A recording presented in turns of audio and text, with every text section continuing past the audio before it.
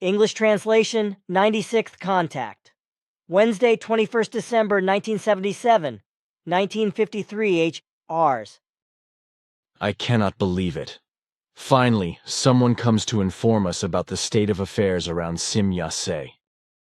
I do not think that is very nice, because Quetzal promised me first of all that he would inform us immediately about any changes in Sim-Yase's state of health. However, he has not kept that promise, which I feel is a breach of confidence. If you make a promise, then it should be kept, under all circumstances. I am almost struck by the idea that people deliberately did not come here and did not inform me. I also do not think it is very nice that someone I do not even know is standing in front of me. Even if a message of bad news has to be delivered, it would probably be better if someone I know came along. I am probably unknown to you, that is true, but things do not lie quite as you present them. So you can know me, I will tell you that I am Izados and that I have no bad news to give you, as you said earlier. The meaning of my coming to you is the opposite of what you said, because my message will delight you. The past events around Sim-Yase may have caused thoughts and feelings of concern in you, which is why you probably think in this form and talk to me like this. This is understandable to me, and I therefore have no grudge against you. No bad news, you say? Man, do not fiddle. Tell me frankly and freely what happened, because I have known since Tuesday, 2 o'clock in the morning. You speak very confusedly. This may only be the result of your concern for Sim-Yase, Taptidobiadamdiu, but you can now free yourself from it, because her condition has improved so much since noon today that there are no longer any concerns about her health and recovery. Man, that is the meanest thing you could say. You know as well as I do that the girl is no longer there because she visited the afterlife area last Monday. On what grounds do you explain this? Do you actually assume that we Earth humans are still cave dwellers? I know damn well Sim-Yase is dead because I tried to get to the bottom of things. It just did not make sense to me that Quetzal came here from Era just to ask me about the incidents that happened with Sim-Yase. That was really illogical because if Quetzal had asked someone from the station to question me about what had happened, it would have taken less than an hour for him to know. Instead, however, he took the trouble to make a 7-hour trip here, to fritter away almost an hour with me and then take on another 7-hour flight to Era. His actions clearly prove that Quetzal had completely lost his head and therefore acted illogically. But this could only be because he was extremely weighed down by worries and problems he could not come to terms with. But these worries and problems, which were also written in his face because he was chalk white from sorrow, he was not able to bring under control and manage. Consequently, he acted absolutely illogically. I knew that he had truthfully explained Sim-Yase's findings to me, but in his very objective manner, despite all his worries and problems, that a false impression had to arise. But I did not let this fool me, and suddenly I knew damn well that Quetzal was hiding something from me. Namely that the girl was in a much worse position than he wanted to make me believe with his self-imposed objectivity. He did not want to worry you unnecessarily and not to be concerned because... Now I am talking, man, do not interrupt me. You see, Quetzal's headless behavior led me to send my spiritual consciousness on a journey, which I did on the night of 19th to 20th December, Monday to Tuesday, at 2 o'clock in the morning. What I saw almost shattered me, and at first I could not believe it at all. It took me many hours to finally accept what I saw, but this does not mean that I can understand it, because for me it is, and remains, incomprehensible. I saw Sim. You're capable of the spiritual consciousness travel? What do you think would have made me see everything else? Maybe through imaginations and dreams? I didn't know that you were capable of using this power. Then you are badly informed. Nor are we Earth humans all stupid and uneducated, as you probably mistakenly imagine. I am too little informed about this, but I was not informed about this ability of yours. So, explain to me what you found on your journey. First, I left for Era, where I must be informed more exactly about you. This results in completely new perspectives for me regarding your person.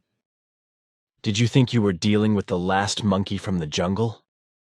By the way, what are you always fiddling about with your funny belt device? I was not sufficiently informed about you, so I imagined you to be very helpless and ignorant. In this respect, I must expand my meager knowledge about you and your abilities and your knowledge. One can be mistaken, my son. It also seems to me that you are not familiar with our conditions here.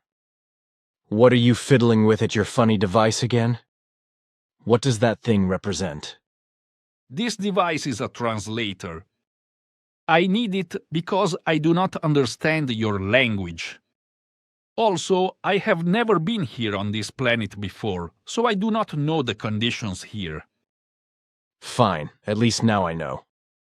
Listen now. So I sent my spiritual consciousness to Era and found a rather strange building there, which somehow magically attracted me. So I penetrated into a room that seemed to me like a supermodern operating theater. There were various containers, which seemed to me like glass shrines, but equipped with all kinds of possible and impossible devices and apparatuses. All but one container were empty. In the occupied one, Simya Se lay completely undressed and obviously deep frozen, dead. Her head lay in a horseshoe-shaped opaque apparatus, which is why I was only able to see her face exactly. She was indeed completely lifeless, and her brain was without any reaction. There was truly no doubt, and I cannot be deceived, for spiritual consciousness can never be deceived in any form. But now you come here and dare to say that Simya Se is well. How dare you make such an assertion? You convince me by describing the space. It saddens me very much that you have seen these concerns. The following time, until now, must have been very hard for you. Now I really understand your aggressive behavior towards me, which only results from your very deep sadness. It saddens me that you had to take these very difficult hours and days on yourself, and this only because from our side too little attention was given to your feelings. If this had not happened, you would also have been much better informed about the state of true concerns. Obviously, however, no one expected that you would undertake a spiritual consciousness journey through space and time into our dimension in the deepest concern in order to give you clarity. But be confident, for I did not come here to tell you untruths, but to inform you of the present state of affairs. Simya Se does not dwell in the afterlife, as you say, but she is doing very well again, and I do not understand. Say that again, I guess I misheard? your understanding was very good. Simya Se is among us, and she is doing very well under all circumstances. Man, is that really the truth? You are making me man if that is the truth. I am going crazy. It is the whole truth.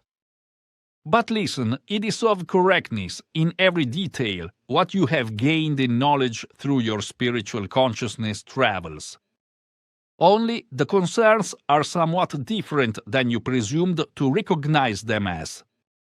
It is the truth that Simya Se was dead when you found her.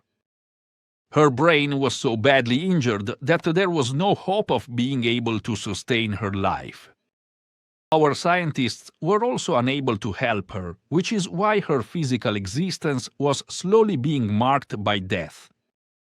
She was therefore placed in a deep coma in the container you found her in only a few minutes before her life was finally extinguished.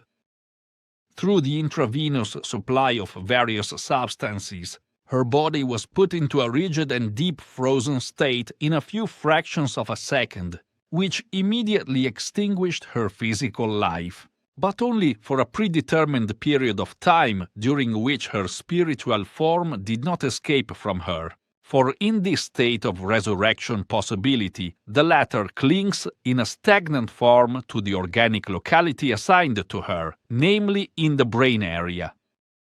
Only after the resuscitation of the body does it automatically put aside its stagnation and push itself back to activity. While Simya-se was prepared for a later resuscitation, her father Ptaz tried to help her in the Dial universe with Asket, whom you should know. But this help was not able to be given by the people in the other universe either, which is why Asket sought help from a human life form race in her universe that was 4,000 years more advanced, which she actually found and received there. From there, several scientists came to Hera and took Simya-se. In a lengthy process, the destroyed brain parts of Simya-se were removed. The frozen brain acids were inserted into artificially generated new plasma protonal brain parts and directly reconnected to the brain, after which a rapid healing process allowed the artificial and natural plasmas to grow together and the skull could be closed again, which was then regenerated by a rapid process. This made everything the same as before, and nothing ever again indicates that these events clouded many things. Simya-se will have no memory of it, not even of the 42-hour duration, since she was dead. Her knowledge only reappears there when she has awakened after the intervention, but also where she fell to the ground, according to your Quetzal. Everything will be as it has always been. Her knowledge and perhaps also all her ability will be the same, and she will perhaps have neither disadvantages nor any losses. Only the time and events between the beginning of her coma and her reawakening will not be familiar to her. Unfortunately, however, it will be the case that she will not be allowed to make any efforts in the near future, which is why she will not be able to come to the Earth, which may take several months. This action was also only taken on her because she is trained for special and very long-term tasks and has not yet completed a third of her life. A new education and preparation for her task would take too much time, and there would also be deficiencies that could not be remedied, because only Simya-se has stored these particular concerns in her knowledge. Now console yourself with the fact that she lives and that you shall see her again without any change. For the time being, however, she needs extreme calm, which is why you should not urge her to reunite with you. Man, I am not doing that. I'm already happy and content that everything is all right again. Even if she may not come here for many months, as you say, that does not change anything. The main thing is that she is there and lives. Man, you bring me news, that is fabulous. Man, that is so wonderful. Tell her my dear greetings and assure her. I have saved everything, so she will hear your voice. Man, you are good, you are doing great. Greet her very dearly from me, but also from all our group members who also care a lot about her. How do you think they will all be so happy about this fantastic good news? I will write Simya-se a long letter. Man? You are overwhelmed. It is probably better if I leave now. Do that. I have to tell the others as soon as possible. Goodbye. You are very strange in your feelings. You give a free rein to your feelings so openly. It is to me